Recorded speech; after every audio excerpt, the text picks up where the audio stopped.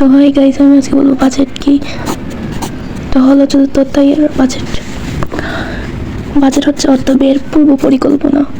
মানে বাজেট হচ্ছে যে অর্থ থাকে আমাদের টাকা, যে টাকাটা আমরা ব্যয় করব, ওইটার আগে যে পূর্ব পরিকল্পনা, আমরা যে পরিকল্পনা করি তাকেই বলে বাজেট। অর্থ ব্যয়ের পূর্ব পরিকল্পনা।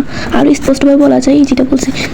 আবার নির্দিষ্ট সময়ে নির্দিষ্ট আয়ের ব্যয়, মানে একটা নির্দিষ্ট সময়ে নির্দিষ্ট আয়ের ব্যয় ও সঞ্চয় করার পূর্ব পরিকল্পনা হচ্ছে বাজেট।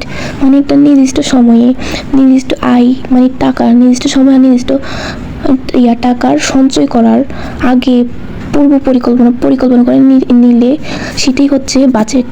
বাজেটে সম্ভব আয়কে কোন খাতে কোন সময়ে কি পরিমাণে ব্যয় করা হবে তা লিখিত বিবরণ থাকে।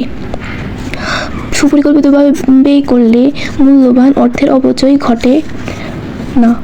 মানে যদি আমরা কোনো কাজ করার আগে, সেটা হোক আয়ের ক্ষেত্রে, সেটা হোক কোনো ব্যয়ের ক্ষেত্রে, যদি আগে পূর্ব পরিকল্পনা করে নিই তাহলে আমরা সেটাতে আমাদের আর্থিক শাস্ত্র, মানে অর্থের অপচয় ঘটে না।